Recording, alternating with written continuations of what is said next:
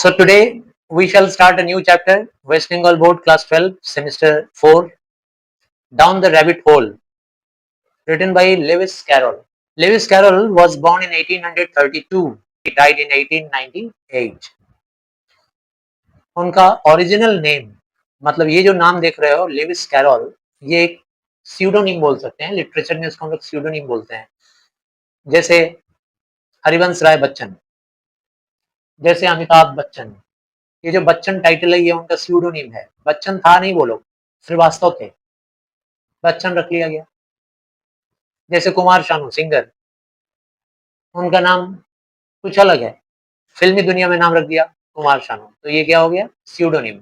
तो इनका ओरिजिनल नाम था चार्ल्स लुडविज डॉटसन, और इनका पेन नेम है, पेन नेम मतलब राइटिंग के वर्ल्ड में, in the world of authorship, as a composer, as a writer, he was known as Lewis Carroll. He was an English author, poet, mathematician. Author और poet में difference जानते होंगे। जो pros writing करता है उसको हम लोग ऑथर बोलते हैं, राइटर बोलते हैं। जो पोएट्री लिखता है वो पोएट है। He was also a mathematician, मतलब उनके राइटिंग में बहुत सारा जगह पे लॉजिक से रिलेटेड बातें भी मिलेंगी। फोटोग्राफर, उनका सबसे नोटेबल काम ही अगर हम लोग देखें in the field of writing, तो वो काम क्या है, Alice's adventures in Wonderland. It was published in 1865। Alice's adventures मतलब एलिस एक लड़की है जिसके बहुत सारे एडवेंचर्स हैं, बहुत सारे कारनामे हैं वंडरलैंड में। वंडरलैंड एक इमेजिनरी दुनिया है जिसका रियलिटी से कोई लेना देना नहीं है। And this was published in 1865 and its sequel, और एलिसेस एडवेंचर्स इन वंडरलैंड का एक सीक्वल भी है, मतलब जिसको हम लोग बोलते हैं ना पार्ट 2, उसी का अगला पार्ट। आप लोग कोई वेब सीरीज देखते होंगे तो सीजन 1, सीजन 2, सीजन 3 उसी से रिलेटेड, तो ये उसका सीक्वल था थ्रू द लुकिंग ग्लास, जो कि पब्लिश हुआ 1871 में। Now let us discuss about the text down the rabbit whole. So first of all comes the title. Title की बात अगर हम लोग करें, डाउन द रैबिट होल, मतलब यहाँ पे बात हो रही है, यहाँ एक इतना बड़ा स्पेस है, होल है दीवार में या जमीन में, ग्राउंड में, जिसके जरिए एक रैबिट एंट्री करता है एक इमेजिनरी वर्ल्ड में, एक वंडरलैंड में, और एलिस भी उसको फॉलो करते करते उसी होल से चली जाती है अंदर। और क्या होता है उसके बाद, ये बच्चों की कहानी है एक्चुअली में। बच्चे इसको ज़्यादा एंजॉय करते हैं। आप लोग भी शायद पढ़े हो बचपन में, नहीं पढ़े हो तो पढ़ोगे। ऐसा नहीं है कि बच्चे का लिटरेचर है तो आप नहीं पढ़ोगे, एन्जॉयबल है। आप एक वंडरलैंड में पहुँच जाओगे जिसका रियलिटी से कोई लेना-देना नहीं। Alice was beginning to get very tired of sitting by her sister. कहानी शुरू हो चुकी है। एलिस छोटी-सी लड़की है, एकदम टायर्ड हो गई है, उफ़! दीदी के बगल में बैठ के। ये क्या पढ़े जा रही है उसकी दीदी, मोटी-मोटी किताबें पढ़ रही है। एक वाटर बॉडी के किनारे, वो नदी भी हो सकता है, लेक भी हो सकता है। तो सामने एक वाटर बॉडी है, वाटर बॉडी बोलने का मतलब यहाँ लिखा नहीं है, वो नदी भी हो सकता है या लेक भी हो सकता है। उसके किनारे बैठी है उसकी दीदी, पढ़ रही है, और एलिस उसके बगल में बैठी हुई है, बोर हो रही है दीदी को देख-देख के, किताबें पढ़ते हुए। And of having nothing to do, Alice के पास कुछ है ही नहीं करने के लिए। वन्स और twice she had peeped into the book her sister was reading। एक दो बार एलिस ने ट्राई किया झाँकने का उसके बुक में, कि ज़रा देखें क्या पढ़ रही है एलिस। सॉरी, एक दो बार उसने ट्राई किया अपनी दीदी के उस बुक के अंदर झाँकने का, कि देखें मेरी जो सिस्टर है, दीदी, वो क्या पढ़ रही है, देखते हैं। But it had no pictures और कन्वर्सेशंस इन इट। लेकिन ना तो कोई पिक्चर था उसमें, ना तो कोई बातचीत थी। अगर हम तुम्हारा एग्ज़ाम्पल ले लें, मेंटल एक क्वेरी तुमसे करें, मेंटली अगर तुमसे एक सवाल पूछें कि क्या पढ़ना अच्छा लगता है, एक निबंध या एक एकांकी, कौन-सा अच्छा लगेगा? एकांकी अच्छा लगेगा। तुमसे अगर पूछा जाए कि फुटेज पढ़ने में मज़ा आया या क्लास 9 में बहू की विदा पढ़ने में मज़ा आया, या क्लास 10 में दीपदान पढ़ने में मज़ा आया? दीपदान, तो जहाँ बातचीत वाला टेक्स्ट होता है वो मज़ेदार होता है। तो एलिस ने ट्राई किया देखने का, कि ज़रा देखें दीदी के बुक में बातचीत है क्या? वो भी नहीं है। कुछ पिक्चर-विक्चर है क्या, फ़ोटो-वोटो? वो भी नहीं है। एकदम बोर हो रही थी। And what is the use of a book, thought Alice. Alice सोच रही थी बैठे-बैठे, क्या फ़ायदा है ऐसी किताबों का, जिसमें ना तो कोई बातचीत है, ना तो कोई रंगीन फ़ोटो है। फोटो रहता है तो मजा आता है। She was considering in her own mind, इसीलिए एलिस अपने दिमाग में सोच रही है, विचार कर रही है, मंथन कर रही है। As well as she could, for the hot day made her feel very sleepy and stupid. Bracket में दे दिया गया है कि हाँ ऐसा वो कर सकती थी, चिंतन मंथन, क्योंकि जो गर्मी वाला दिन था ना, काफी गर्मी वाला दिन था, वो दिन ने उसको स्लीपी बना दिया था और स्टूपिड, बेवकूफ जैसी बन गई थी वो। मतलब बेवकूफ क्यों बोला गया यहाँ पे, कुछ नहीं करने को है, समझ में नहीं आ रहा क्या करें। तो जिसके दिमाग में कुछ नहीं समझ में आ रहा है क्या करें, उसको क्या बोलेंगे, इंटेलिजेंट थोड़ी ना बोलेंगे, स्टूपिड है। स्टूपिड के साथ स्लीपी भी फील कर रही है। Whether the pleasure of making a daisy chain would be worth the trouble of getting up and picking the daisies. अच्छा, पहले वाले लाइन को ब्रैकेट वाला पोर्शन से अलग करके, so she was considering in her own mind whether the pleasure of making a daisy chain would be worth the trouble of getting up and picking the daisies. Line का meaning हो गया कि वो सोच रही थी, विचार कर रही थी कि क्या कोई डेजी का माला बनाए क्या। डेजी एक फ्लावर होता है, तो डेजी फ्लावर का माला बनाए क्या ये ठीक रहेगा? क्या डेजी की माला बनाने के लिए मैं खड़ी हो जाऊं? क्या डेजी का माला बनाना इस लायक काम है जिसके लिए खड़ा हो जाना चाहिए, मेहनत करना चाहिए इस बोरिंग दिन में, इस बोरिंग दीदी के पास बैठ के? और क्या डेजीज को जाऊं इकट्ठा करने? When suddenly a white rabbit with pink eyes ran close by her. तभी क्या होता है, अचानक से, अभी वो सोच ही रही होती है, तभी उसके बगल में एक रैबिट, व्हाइट रैबिट, सफेद खरगोश जिसकी आंखें एकदम पिंक हैं, वो वहां से भाग रहा होता है तेजी से। रैन क्लोज बाई है, भागा तो एकदम ठीक उसके बगल से भागा, एकदम उससे बगल से ही, इतना बगल से कि एलिस ने उसको देखा। There was nothing so very remarkable in that. भाई खरगोश भागेगा, हम किसी मेड़ों में बैठे रहेंगे, हरे भरे घास के मैदान में, नदी या लेक के किनारे, और खरगोश भागे, हमारे तुम्हारे लिए सरप्राइजिंग हो सकता है कि भाई खरगोश कहाँ से आ गया। लेकिन ये जिस जमाने की बात है, खरगोश वगैरह नेचुरली घुमा करते थे, तो इसके लिए बहुत ही ज्यादा, या यूं समझ सकते हो कि ये एक वंडरलैंड का स्टोरी है ना, तो कुछ भी हो सकता है। खरगोश भाग रहा है तो उसके लिए कोई ये नई बात नहीं है, कुछ सरप्राइजिंग नहीं है, रिमार्केबल नहीं है। Nor did Alice think it so very much out of the way to hear the rabbit say to itself, oh dear, I shall be too late. अच्छा, एलिस को इस बात से भी कोई फर्क नहीं पड़ा कि वो रैबिट जब वहां से गुजर रहा था तो बड़बड़ाते हुए जा रहा था, मुंह से बोलते हुए। अब तो पूरा ही हम लोग को समझ में आ गया कि ये एक इमेजिनरी स्टोरी है, फिक्शियस स्टोरी है, काल्पनिक कहानी। इसको नॉनसेंसिकल स्टोरी भी आप बोल सकते हैं। ये तो नॉनसेंस है ना, कोई सेंस बनता है क्या? खरगोश कभी इंग्लिश बोलेगा क्या? वो खरगोश वहां से गुजर रहा है तो कहते हुए गुजर रहा है, oh dear I shall be too late. ए भगवान, ओ डियर, मुझे लग रहा है मैं बहुत देर हो जाऊं, देर हो जाएगा मुझे, बहुत देर हो जाएगा। When she thought it over afterwards, it occurred to her that she ought to have wondered.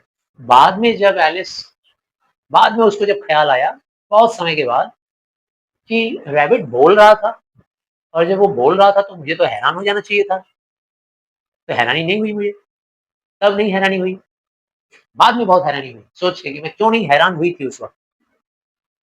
At this, but at the time it all seemed quite natural. लेकिन उस टाइम में क्या लग रहा था, उस टाइम में लग रहा था नेचुरल है ये खरगोश का बोलना बड़बड़ाना एकदम नेचुरल है। But when the rabbit actually took a watch out of its waistcoat pocket and looked at it and then hurried on, Alice started to her feet, for it flashed across her mind that she had never before seen a rabbit with either a waistcoat pocket or a watch to take out of it, and burning with curiosity, she ran across the field after it.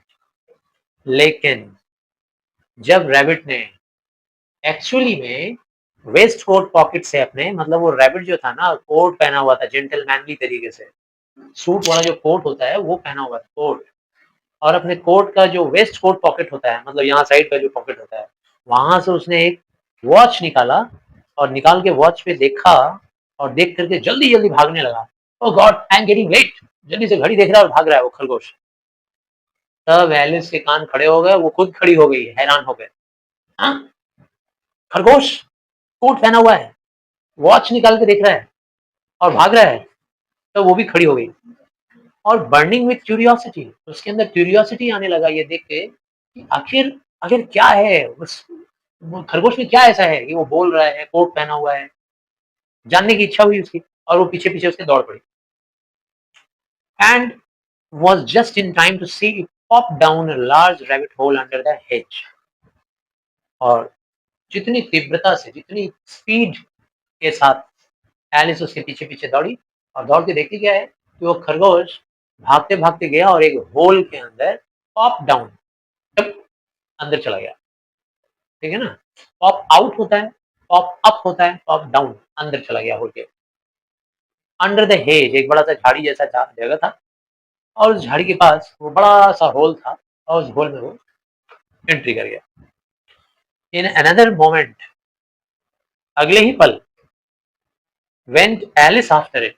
Alice सोचो, अपनी दीदी से पूछी भी नहीं, एक बार बात भी करने नहीं गई, सीधा उस रैबिट होल के अंदर वो भी एंट्री कर गई देखने के लिए कि जरा देखें कहाँ जा रहा है बच्चू ये, इसको देखना पड़ेगा कैसा खरगोश है ये।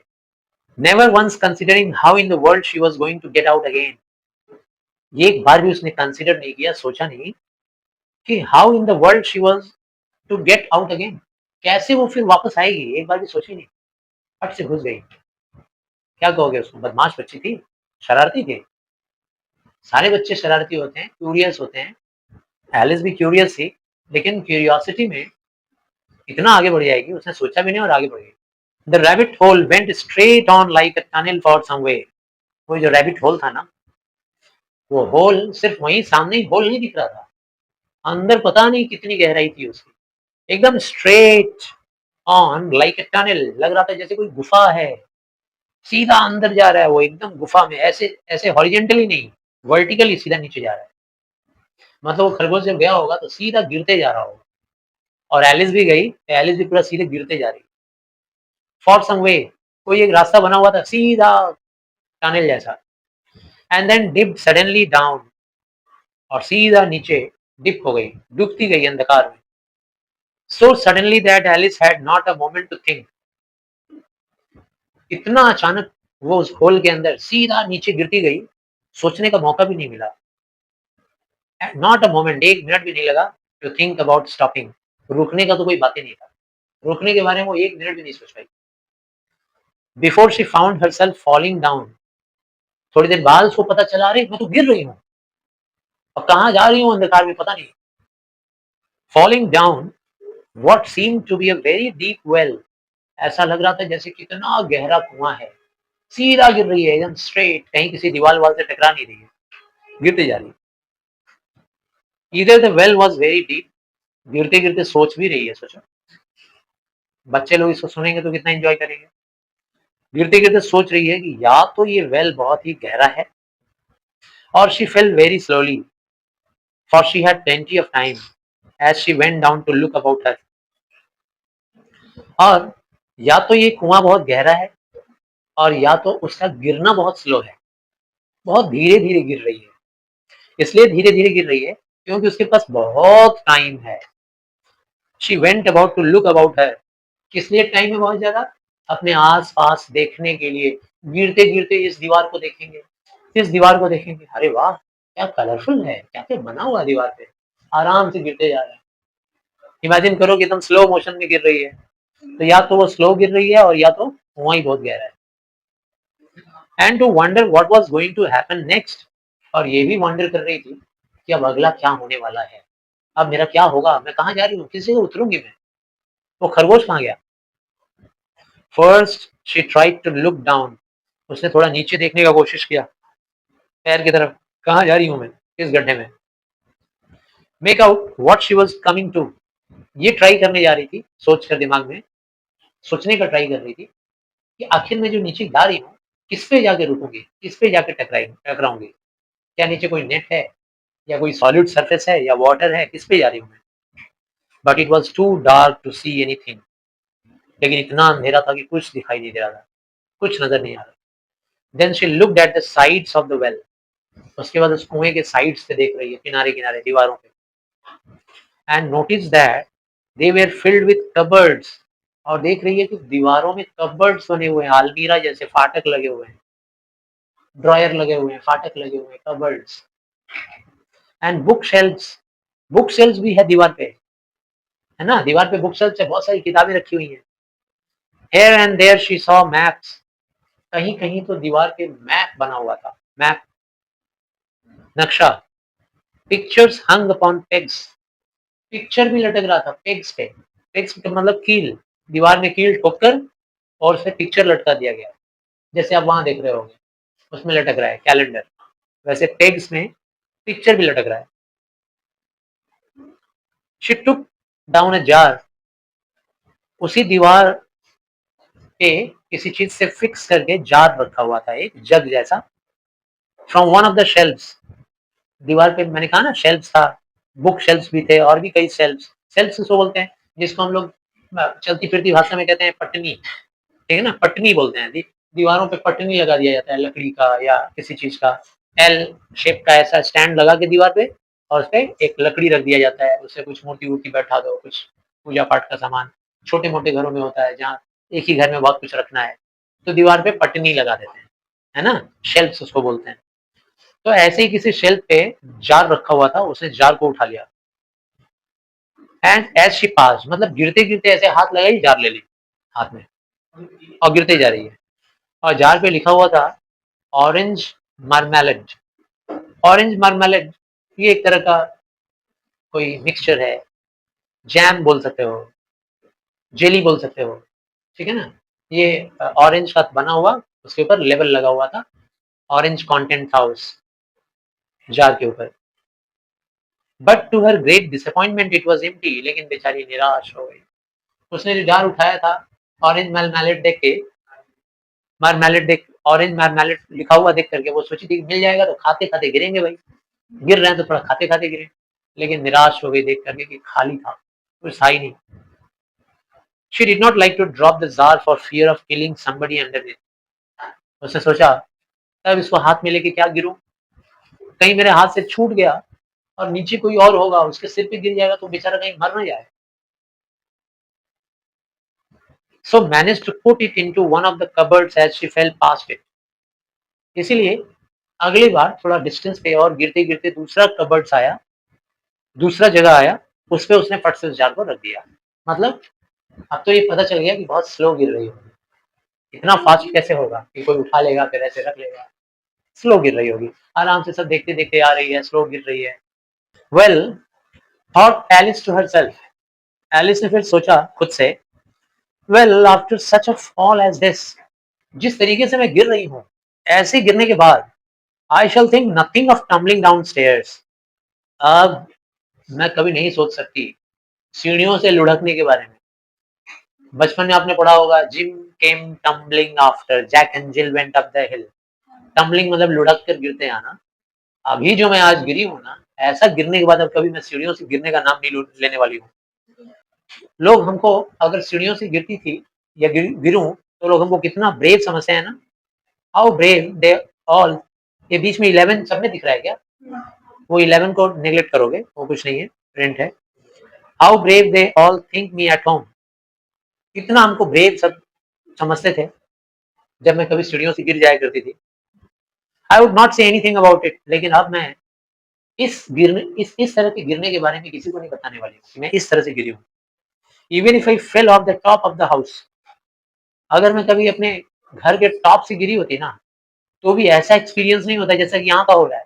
इतना भयानक, मैं कहाँ जा रही हूँ, किससे जाके लड़ूंगी, किससे जाके टकराऊंगी, मुझे कुछ पता नहीं। Which was very likely true.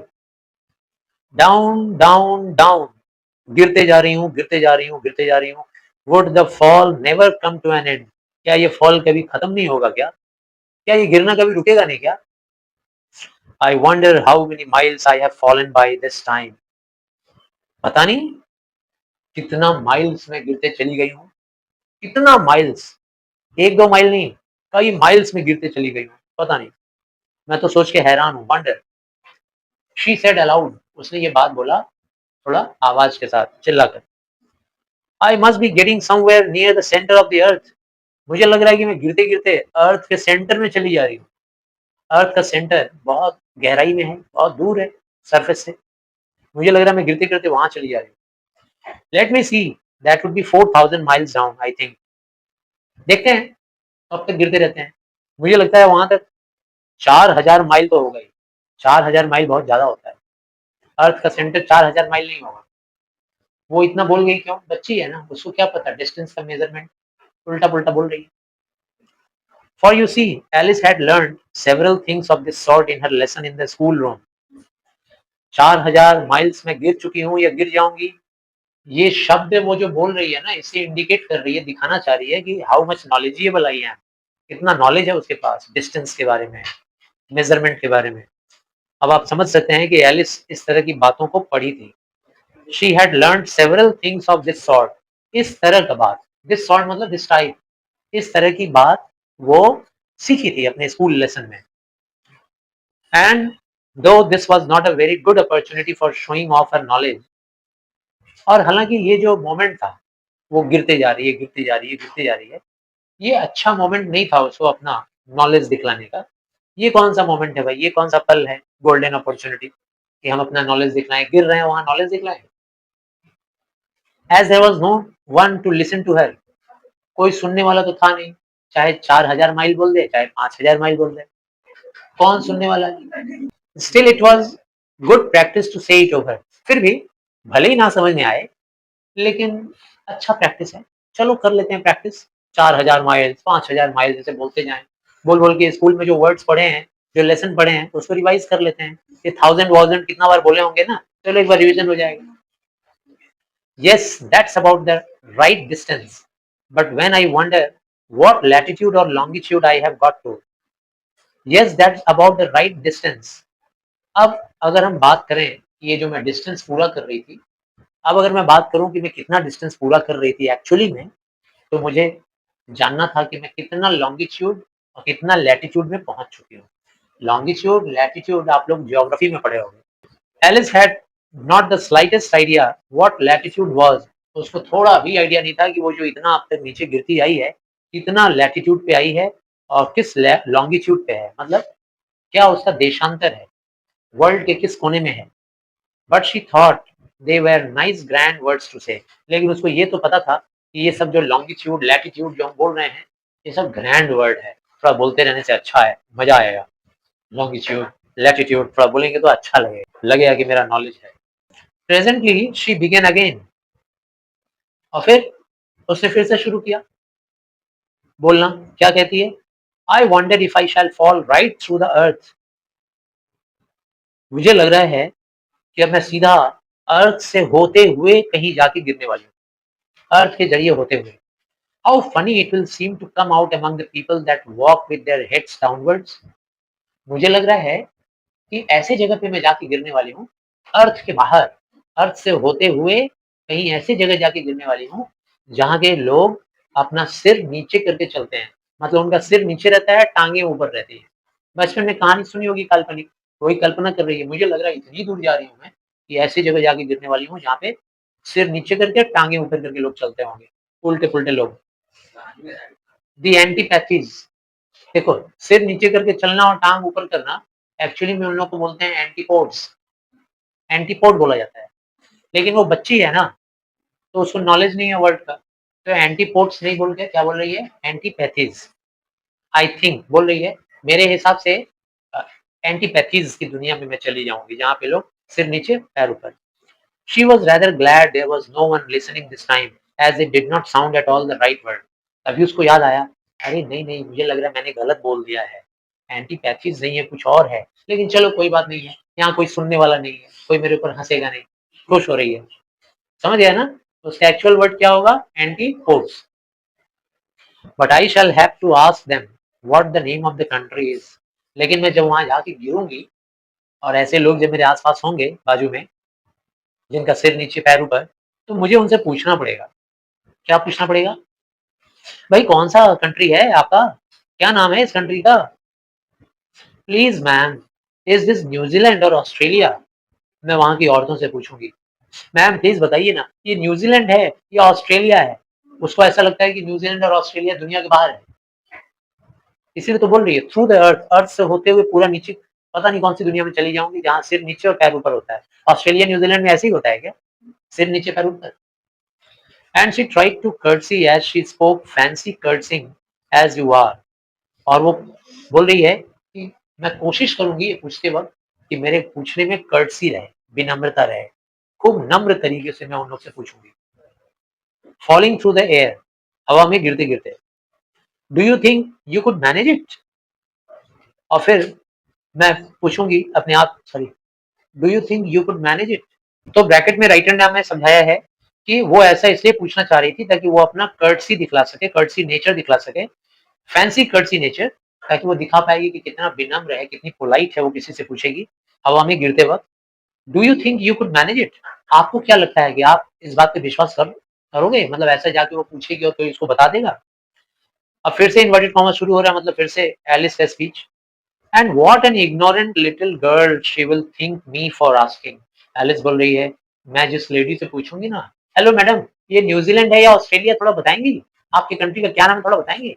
जब मैं उससे पूछूंगी तो वो लेडी हमारे बारे में सोचेगी कि मैं कितनी इग्नोरेंट लड़की हूँ, कितनी बेवकूफ हूँ, बुद्धिहीन हूँ, मुझे समझेगी। She will think of me for asking, ऐसा सवाल पूछने पर। No, it will never do to ask, perhaps I shall see it written up somewhere. नहीं नहीं, मैं पूछूंगी नहीं। क्यों नहीं पूछूंगी? क्योंकि मैं ट्राई करूंगी, कहीं लिखा हुआ होगा तो मैं वहीं से सो पढ़ लूंगी कि ये न्यूजीलैंड है या ऑस्ट्रेलिया है या कौन सा जगह है, हम लिखा हुआ पढ़ लेंगे, किसी से पूछेंगे नहीं, नहीं तो कोई हमको बेवकूफ समझेगा।